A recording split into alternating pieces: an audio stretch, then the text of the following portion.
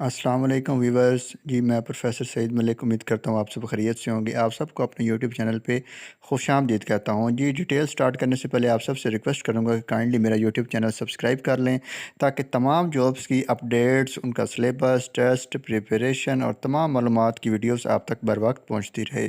Thank you जी। तो आज advertisement 31/2025 बताने जा रहे हैं जो पंजाब प्रेजेंट डिपार्टमेंट के हवाले से है। असिस्टेंट सुपरिटेंडेंट जेल और लेडी असिस्टेंट सुपरिटेंडेंट जेल के हवाले से कोटा बेस पे 128 सीटें हैं और ओपन मेरिट पे भी 90 सीटें हैं। काफ़ी अच्छी डेजिग्नेशन है, काफ़ी अच्छा प्रोटोकॉल है और 1 लाख प्लस सैलरी है। तो इसलिए आपने जो है ना लाजमन चैनल को सब्सक्राइब करना है ताकि तमाम डिटेल आपको सही तरह मिल सके और आप इसके ऊपर अप्लाई कर सकें। ये तो स्टार्ट करते हैं कि असिस्टेंट सुपरिटेंडेंट जेल सर्विस कोटे वाली इसकी 115 सीटें हैं और यहाँ पे आपको अपने आप को एलिजिबल चेक करने के लिए आपकी bachelor degree graduation 14 year second division होनी चाहिए।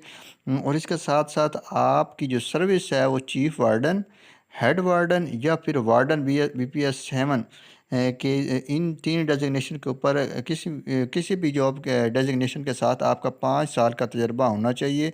तो आप इस पे अप्लाई कर सकते हैं, ठीक है। उसके बाद नोट में बता रहे हैं कि experience service certificate duly signed stamp, मतलब आपका जो सर्टिफिकेट BPSC की तरफ से डाउनलोड होना है वो आपने असिस्टेंट सुपरिटेंडेंट जेल की तरफ से आपने जो है ना उसके ऊपर स्टैम्प सिग्नेचर, मतलब ये एक प्रूफ है कि आपको वाकई एक्सपीरियंस है, आपने टाइम गुजारा है, ठीक है जी। तो इसके बाद अगर जेंडर देखा जाए तो यहाँ पे सिर्फ मेल का पोर्शन है, मैंने आपको बताया मेल की अलग है, फीमेल की अलग है। तो डोमिसाइल पूरे पंजाब में से आप अप्लाई कर सकते हैं, ठीक है। और पोस्टिंग आपकी पूरे पंजाब में कहीं भी हो सकती है, ठीक है जी। आगे सिलेबस का लिखा हुआ है कि syllabus will be in intimated later on. और वो भी आपको मैं सिलेबस के बारे में बताता हूँ, पहले यहाँ डेजिग्नेशन के बारे में क्लियर कर दूँ कि उसके बाद अब लेडी असिस्टेंट सुपरिटेंडेंट ये इसकी सिर्फ 13 सीटें हैं जी सर्विस कोटे वालों के लिए। ओपन मेरिट की 90 सीटें हैं, उनके सिलेबस में डिफरेंस है। तो वो मैं आपको सारा क्लियर करूँगा, आपने वीडियो के साथ रहना है, एंड तक देखना है लाजमन। तो फ़ीमेल के लिए भी जो है ना वो जो एक्सपीरियंस और क्वालिफ़िकेशन के हवाले से सेम चीज़ है कि बैचलर डिग्री हो जो आपने सेकंड डिवीजन में की हो और चीफ वार्डन और हेड वार्डन की जॉब पे आपकी 5 साल तजर्बा हो। और ये सारा तजर्बा जो सर्टिफिकेट है वो आपने अपने सुपरिटेंडेंट जेल से स्टैम्प सिग्नेचर करवा के लाजमन इसको आपने अप्लाई करने के दौरान इस्तेमाल करना है, ठीक है जी। और वही इसका सिलेबस के बारे में आपसे अब डिटेल स्टार्ट करता हूँ, लेकिन उससे पहले ये कुछ इंपॉर्टेंट पॉइंट हैं, ये उम्मीद करता हूँ आप सबको पता ही होंगे।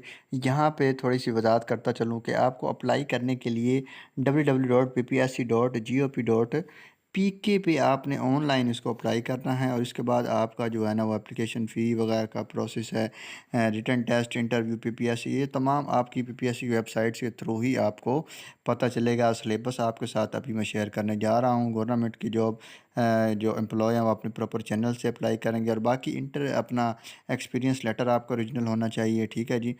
और ये सारा कुछ आपके सामने है, इसको आपने रीड आउट कर लेना है, ठीक है जी। टाइपिंग टेस्ट वगैरह सारा कुछ है और जो फ़ीस है वो आपने जो है ना 1 लिंक बिल के थ्रू जो है ना वो आपने पे करनी है। जैज़ कैश भी, यू पैसा, ईजी पैसा, कोई भी चैनल जो आपको सूटेबल रखता हो आपने उसके तहत फ़ीस अपनी पे कर देनी है, ठीक है जी।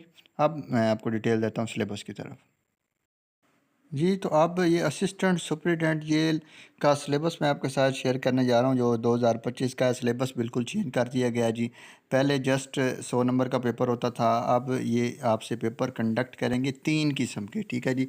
यहाँ पे ज़रूरी मालूमात है जी। पहला पेपर, अच्छा ये दोनों का मेरिट जो है ओपन मेरिट की 90 सीटें हैं और कोटे के ऊपर जो 128 मेल फीमेल की हैं उसकी दोनों की डिटेल मैं आपसे यहाँ से सिलेबस की डिस्कस इकट्ठी कर दूँगा, ठीक है जी।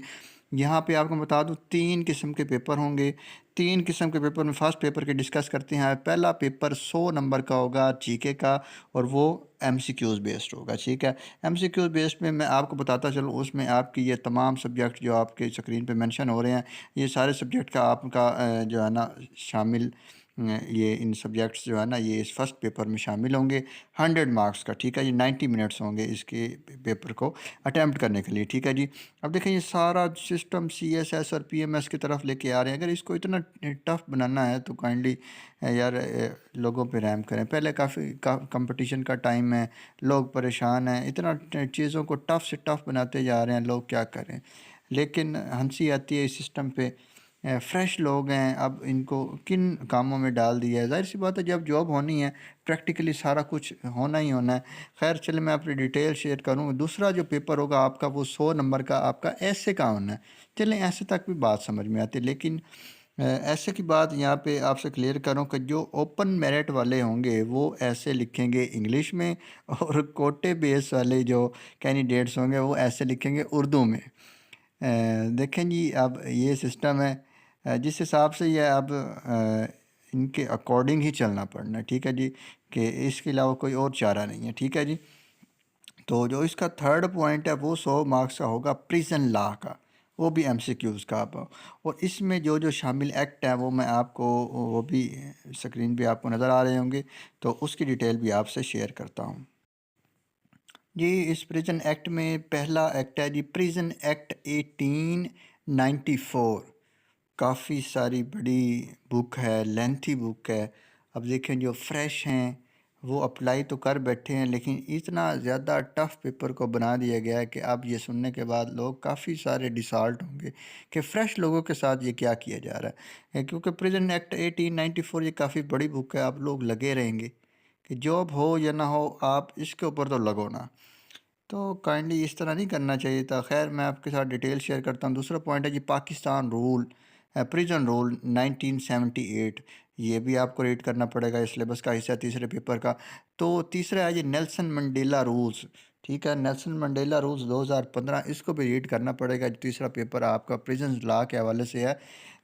तो इसको आप क्लियर करेंगे तीनों पेपर, फिर उसके बाद आपका मेरिट बनेगा, फिर इंटरव्यू की तरफ। और ये इतनी लेंथी चीज़ कर दी गई है कि हर बंदा परेशान है। लेकिन मैं तो आपसे ये कहूँगा कि आपको हमेशा वन मैन आर्मी की तरह चलना चाहिए। ठीक है मुश्किलात आ रही हैं, लेकिन देखें अब हम इस सिस्टम का हिस्सा हैं, इस मुल्क में रहना है, और जो पॉलिसीज़ बनाई जाएंगी उनको फॉलो करना पड़ेगा। और ये देखें सीट लेनी है तो कंपटीशन करना पड़ेगा। कंपटीशन जो करेगा मेहनत करेगा इंशाल्लाह अल्लाह पाक उसकी मेहनत ज़ाया नहीं करता। लाजमन आप अपनी तरफ से अल्लाह का नाम लेके अपनी तैयारी शुरू करें, और इंशाल्लाह आपको ज़रूर अल्लाह पाक की तरफ से रिवार्ड मिलेगा, ठीक है जी। मैं लास्ट पे आपसे रिक्वेस्ट करूँगा काइंडली मेरा यूट्यूब चैनल सब्सक्राइब करें, वीडियो को लाजमन शेयर भी किया करें, लाइक और कमेंट भी किया करेंगे। थैंक यू जी। अल्लाह हाफिज़, फ़ी अमानिल्लाह।